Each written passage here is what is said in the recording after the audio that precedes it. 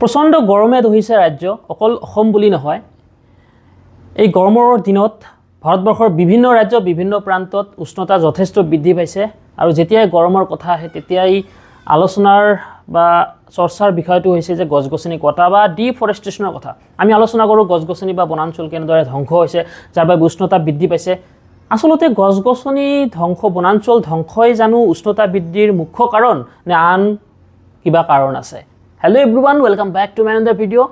আজি আমি আলোচনা কৰিম গছ-গছনি কটাৰ বাহিৰেও আন যিবোৰ মুখ্য কাৰণ আছে যিবোৰে ভূমিকা পালন কৰিছে উষ্ণতা বৃদ্ধিত যিবোৰৰ কথা আমি হততে আলোচনা নকৰো এই কথাবোৰহে আমি আজি আলোচনা কৰিম তো বলক আমি ভিডিওটো আৰম্ভ কৰোঁ গ্লোবেল ওয়াৰ্মিঙৰ মুখ্য কাৰণ হৈছে বায়ুমণ্ডলত কাৰ্বন ডাই অক্সাইডৰ বৃদ্ধি আৰু মুখ্য গ্ৰীণ হাউস গেছ হৈছে কাৰ্বন ডাই অক্সাইড আমি বাকি গেছবোৰৰ কথা আলোচনা নকৰো যেহেতু মুখ্য গ্ৰীণ হাউস গেছ হৈছে কাৰ্বন ডাই অক্সাইড আৰু যেতিয়াই কাৰ্বন ডাই অক্সাইডৰ কথা আহে তেতিয়া আমি আলোচনা কৰিব লাগিব মানুহ আৰু গছ-গছনিৰ সম্পৰ্কৰ কথা মানুহে উশাহত অক্সিজেন লয় আৰু কাৰ্বন ডাই অক্সাইড বায়ুমণ্ডললৈ এৰি দিয়ে গছ-গছনি ঠিক উল্টা কাৰ্বন ডাই অক্সাইড শোষণ কৰে আৰু অক্সিজেন এৰি দিয়ে আমি সকলোৱে জানো এজন মানুহে দৈনিক গড়ে 1 কিলোগ্ৰাম কাৰ্বন ডাই অক্সাইড বায়ুমণ্ডললৈ এৰি দিয়ে তাৰ বিপৰীতে এজোপা গছে কাৰ্বন ডাই অক্সাইড শোষণ কৰে কেৱল মাত্ৰ 57 গ্ৰামহে অৰ্থাৎ এজন মানুহে এৰি দিয়া কাৰ্বন ডাই অক্সাইড শোষণ কৰিবলৈ প্ৰয়োজন হ'ব আপোনাক 18 পৰা 20 জোপা গছ তেতিয়াহ'লে আপুনি হিচাপ কৰি চাওক ভাৰতবৰ্ষত 140 কোটিৰো অধিক মানুহ আছে আৰু 140 কোটি বা 150 কোটি মানুহৰ কাৰ্বন ডাই অক্সাইড শোষণ কৰিবলৈ কিমান গছৰ প্ৰয়োজন হ'ব এইবাৰ আহিছো আন এটা কথালৈ যেটো হতত আমি এৰাই চলিছো আমি আলোচনা প্ৰায় নকৰো হেয়া হৈছে আমাৰ আধুনিক জীৱন যাপনত এই গাড়ী মটৰৰ ব্যৱহাৰ যান-বাহনৰ ব্যৱহাৰ আজিকালি প্ৰায় সকলোৰে প্ৰায় ঘৰতে বাইক তো সাধাৰণ কথা কাৰ আছে আমি কমাৰ্চিয়েল ভেহিকলৰ কথা যেনিবা আলোচনা নকৰিলুৱে আমি হিচাপ কৰি চাও এখন গাড়ীয়ে দৈনিক কিমান কাৰ্বন ডাই অক্সাইড এৰি দি আছে কাৰণ আমাৰ প্ৰায়বিলাক গাড়ী পেট্ৰল ডিজেলত চলে আমি ফসিল ফিউল ব্যৱহাৰ কৰো তো এখন গাড়ীয়ে দৈনিক 5 কেজি 700 গ্ৰাম কাৰ্বন ডাই অক্সাইড এৰি দিয়ে 5 কেজি 700 গ্ৰাম যদি এখন গাড়ীয়ে কাৰ্বন ডাই অক্সাইড দৈনিক এৰি দিয়ে তেতিয়া হলে সেই কাৰ্বন ডাই অক্সাইড শোষণ কৰিবলৈ গছৰ প্ৰয়োজন হ'ব প্ৰায় 100 জোপা গছ অৰ্থাৎ প্ৰতিখন গাড়ীৰ বিপৰীতে আপোনাক প্ৰয়োজন হৈ আছে দৈনিক 100 জোপা গছ আৰু ভাৰতবৰ্ষত দৈনিক বিক্ৰী হৈ আছে 12000 গাড়ী বিক্ৰী হৈ আছে গতিকে হিচাপ কৰি চাওক যদি এখন গাড়ীৰ 100 জোপা গছ লাগে তেতিয়াহলে 12000 গাড়ী বিক্ৰী হৈ আছে তাৰে দৈনিক আপোনাৰ 12 লাখ গছ ৰোপণ কৰিব লাগিব যিমান গাড়ী বিক্ৰী হৈ আছে দৈনিক আপোনাক 12 লাখ গছৰ প্ৰয়োজন হ'ব হিমান জানো গছ ৰোপণ কৰা হয় এইবাৰ আহিছো বিদ্যুতৰ কথালৈ বিদ্যুৎ আমি সকলোৱে ব্যৱহাৰ কৰো আৰু বিদ্যুৎ উৎপাদন কৰিবলৈ যদি থাৰ্মো পাৱাৰ প্লান্ট ইউজ কৰা হয় অৰ্থাৎ কয়লা পুৰি যদি বিদ্যুৎ উৎপাদন কৰা হয় তেতিয়া হলে প্ৰতি ইউনিট বিদ্যুৎ উৎপাদনৰ বাবে কাৰ্বন ডাই অক্সাইড উৎপন্ন হয় 1 কিলোগ্ৰাম অৰ্থাৎ প্ৰতি ইউনিট বিদ্যুৎ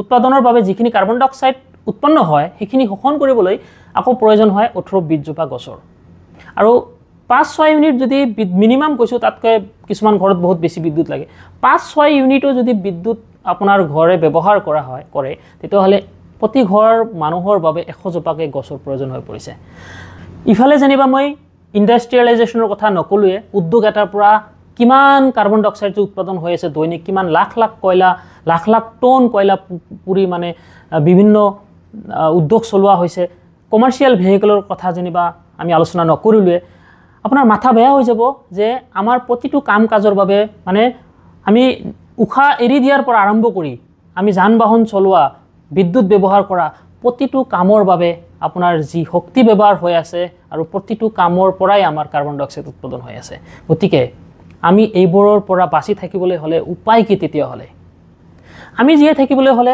গছ-গছনি জীয়াই থাকিব লাগিব প্ৰথম কথা আমি ধৰি ললো গছ-গছনি যেনিবা আৰু নাকাটো পাৰিলে আমি বৃক্ষৰোপণ কৰিম কিন্তু হেয়া জানো সাফিসিয়েন্ট হ'ব উষ্ণতা ৰক্ষা কৰাৰ বাবে মেইনটেইন কৰাৰ বাবে মানে নহয় কাৰণ যেনেদৰে আপুনি গছ-গছনি কটাৰ বিপৰীতে গছ-গছনি যেনেকৈ আপুনি বঢ়াব ঠিক তেনেদৰে আপুনি কিছু বস্তু কমাবও লাগিব কিছু কাম চৰকাৰে কৰিব লাগিব, মানে কিছু নীতি চৰকাৰে গ্ৰহণ কৰিব লাগিব, আৰু কিছু আমি আমাৰ জীৱন যাত্ৰাত আমাৰ জীৱন যাপনত কিছু পৰিৱৰ্তন আনিব লাগিব। চৰকাৰৰ ফালৰ পৰা চাইনাত যেনেদৰে কিছু নীতি গ্ৰহণ কৰিছে, চাইনা চৰকাৰে গ্ৰীণ এনাৰ্জিত বেছিকৈ গুৰুত্ব দিছে। তেওঁলোকৰ যান বাহনবোৰ বেছিভাগে ইলেক্ট্ৰিক হয়, ইলেক্ট্ৰিক যান বাহন। তেওঁলোকে হাইড্ৰজেন চালিত যান বাহন ব্যৱহাৰ কৰে। তেওঁলোকে কয়লা পোৰা মানে থাৰ্মেল পাৱাৰ প্লাণ্ট কমাই দিছে। গতিকে তেওঁলোকে সেইবোৰত বেছি গুৰুত্ব দিছে। ঠিক আমাৰ চৰকাৰেও কিছু নীতি গ্ৰহণ কৰিব লাগিব। ভাৰতৰ বাৰ্ষিক গড় উষ্ণতা হৈছে 25 ডিগ্ৰী চেলচিয়াছ, আনহাতে চাইনাৰ উষ্ণতা হৈছে 11.8 ডিগ্ৰী চেলচিয়াছ। অৰ্থাৎ চাইনাতকৈ আমাৰ আধাৰ মানে ডাবলৰো বেছি উষ্ণতা, আমাতকৈ চাইনাৰ উষ্ণতা আধাতকৈ কম। গতিকে চৰকাৰৰ ফালৰ পৰা সময় থাকোঁতে কিছু নীতি অৱলম্বন কৰিব লাগিব।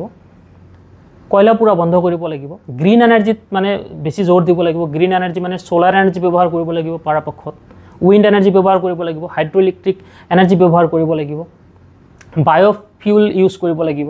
বায়'ফিউল মানে মিথানল, ইথানল এইবোৰত গুৰুত্ব দিব লাগিব। হাইড্ৰজেন চালিত যান বাহন ব্যৱহাৰ কৰিব লাগিব। চ' এইবোৰ যদি কৰা যায়, অৰ্থাৎ fossil fuel, ultimately fossil fuel মানে পেট্ৰল, ডিজেল বা কয়লা, এইবোৰৰ ব্যৱহাৰ কমাই দিব লাগিব। তেতিয়াহ'লে অট'মেটিকেলি কাৰ্বন ডাই অক্সাইড উৎপন্ন হোৱা কমি যাব, এনভাইৰনমেণ্ট ৰক্ষা পৰিব। নিউক্লিয়াৰ পাৱাৰ প্লাণ্ট আমি বেছিকৈ বনাব লাগিব। তো এইবোৰ চৰকাৰৰ ফালৰ পৰা কিছু নীতি গ্ৰহণ কৰিব লাগিব। সময় থাকোঁতে হয়তো এটা সময়ত কৰিব লাহে লাহে। আমাৰ দৈনন্দিন চাল চলনৰ ওপৰতো নিৰ্ভৰ কৰে। গতিকে আমি গছ গছনি কমকৈ কাটি বৃক্ষ ৰোপণ কৰি আমি যদি গ্ৰীণ এনাৰ্জি ব্যৱহাৰ কৰোঁ, সোলাৰ এনাৰ্জি ব্যৱহাৰ কৰোঁ, এটলিষ্ট আমাৰ ঘৰত ব্যৱহাৰ হোৱা বিদ্যুৎখিনি যদি আমি নিজে উৎপাদন কৰি ল'ব পাৰোঁ, যথেষ্টখিনি আমি অৰিহণা যোগাব পাৰিম এনভাইৰনমেণ্টলৈ। অপ্ৰয়োজনীয়ভাৱে যাতে আমি বিদ্যুৎ ব্যৱহাৰ নকৰোঁ, বিদ্যুতৰ অপচয় আমি ৰোধ কৰিব লাগিব। যান বাহন আমি পৰাপক্ষত কমকৈ চলাব লাগিব, অপ্ৰয়োজনীয়ভাৱে মানে এজন দুজন মানুহৰ কাৰণে যাতে আমি এনে গাড়ী ব্যৱহাৰ নকৰোঁ। পাৰিলে কমাৰ্চিয়েল যান বাহনতে আমি চলাচল কৰিলে বেছি ভাল। তো একফালে আমি আমাৰ চাল চলনত পৰিৱৰ্তন আনিব লাগিব, আৰু আনফালে চৰকাৰৰ ফালৰ পৰা কিছু নীতি অৱলম্বন কৰিব লাগিব। আৰু এনেদৰে আমি সকলোৱে মিলি যাতে আমি উষ্ণতা কমাব পাৰোঁ। অন্যথা এটা সময়ত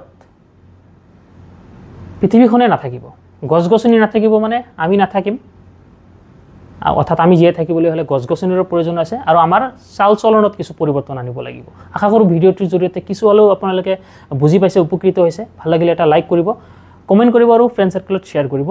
চেনেললৈ প্ৰথমবাৰৰ বাবে আহিলে চেনেলটো ছাবস্ক্ৰাইব কৰিব, আৰু যদি ফেচবুকত চাই আছে পেজটো ফ'ল' কৰিব। লগ পাম পৰৱৰ্তী ভিডিঅ'ত। ধন্যবাদ। জয় অসম।